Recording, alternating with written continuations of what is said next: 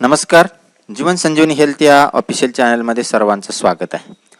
कान हे माणसाचं एक महत्त्वाचं ज्ञानेंद्रिय आहे आणि या कानाचं आरोग्य नीट राखणं आपल्यासाठी खूप महत्त्वाचं असतं. काही जणांना ऐकू न येण्याची समस्या असते, कानामध्ये मळ होणं, कानामधून पू येणं, कानामध्ये आवाज येणं, या सर्व समस्यावर आज आपण अतिशय महत्त्वाचा आयुर्वेदिक उपाय पाहणार आहोत. तर आपल्या कानाचे 3 भाग असतात, बाह्यकर्ण, मध्यकर्ण आणि आंतरकर्ण.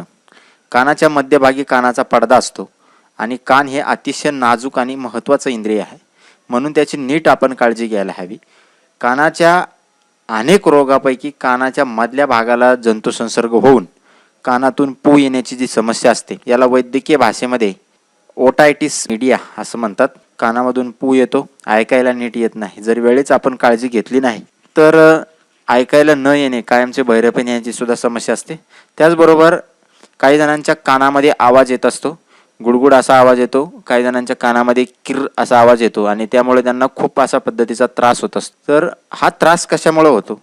तर आपल्या श्वासनलिकेच्या वरच्या भागाला जर जंतुसंसर्ग झाला तर त्याचा परिणाम हा कानाच्या मधल्या भागाला सुद्धा होत असतो आणि कानाच्या मधल्या भागाला सुद्धा त्याचा संसर्ग होत असतो. कान आणि घसा यामध्ये युटेशियन नावाची एक नळी असते, जी हवेच्या दाबाचं नियंत्रण करण्याचं काम करत असते. घशामध्ये जर तुमचा संसर्ग झालेला असेल तर त्यामुळे ही जी नलिका आहे ती बंद होते आणि त्यामुळं कानाच्या मधल्या भागामध्ये पू तयार होतो किंवा काही वेळेस खडे तयार होतात आणि त्याचा आवाज येत राहत. तर याचं मूळ कारण आणखी वेगळं सुद्धा असू शकतं. विविध आजारपणामध्ये जे मुलांना वेगवेगळे जास्त पॉवरचे अँटीबायोटिक्स देत असतो त्यामुळं, किंवा टॉन्सिल आणि अँटिनॉइड ग्रंथी जर शस्त्रक्रियेने काढलेले असतील तर त्यामुळे सुद्धा जंतू संसर्ग होऊ शकतो. तर यावर अतिशय सोपा आणि घरगुती उपाय आज आपण पाहणार आहोत. या उपायासाठी आपल्याला लागणार आहे पांढरा कांदा. आता याच्यासाठी आपल्याला पांढराच कांदा लागणार आहे, लाल कांदा याच्यासाठी चालणार नाही. कांदा हा इथं दोन्ही सारखेच असतात, परंतु काही आयुर्वेदिक जे गुणधर्म आहेत ते पांढऱ्या कांद्यामध्ये जास्त प्रमाणामध्ये असतात लाल कांद्यापेक्षा.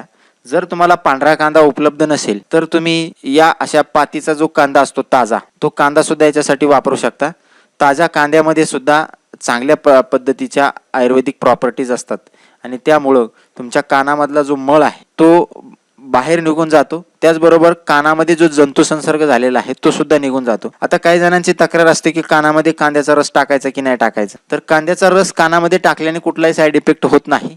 कांदा हा अँटीबायोटिक, अँटीसेप्टिक आणि अँटीफंगल गुणधर्म असणारा एक महत्त्वाचा आपल्या आहारामधला पदार्थ आहे आणि त्याचा रस कानामध्ये टाकल्याने त्याचा कुठलाही साईड इफेक्ट होत नाही. तर हा रस काय करायचा आहे, जो पांढरा कांदा आहे त्याला भाजून घ्यायचा आहे, म्हणजे गरम करायचा आहे त्याला विस्तवावर मांडून, आणि कोमट झाल्यानंतर त्याचं थोडंसं ठेचून त्याचा रस काढायचा आहे आणि वस्त्रगाळ करून त्याचा 2-2 थेंब रस कानामध्ये टाकायचा आहे. आता हा रस तुम्ही कधीही टाकू शकता, परंतु जर सकाळी सूर्योदयाच्या आसपास जर तुम्ही हा कानामध्ये टाकला तर त्याचा जो इफेक्ट आहे तो चांगल्या पद्धतीने जाणवतो.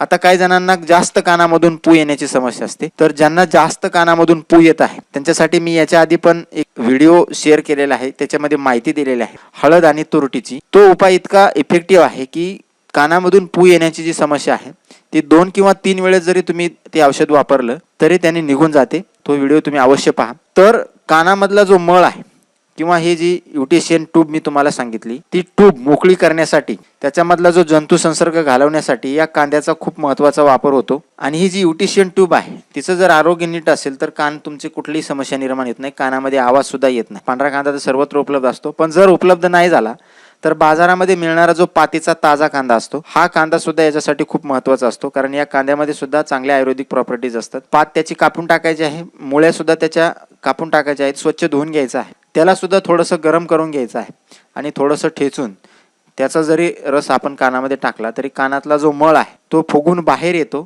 कानामध्ये काडी वगैरे टाकण्याची गरज पडत नाही. हा मळ बाहेर अलगत येतो. सुती कपड्याने तुम्ही पुसून घ्या, तुमचा कान स्वच्छ होईल.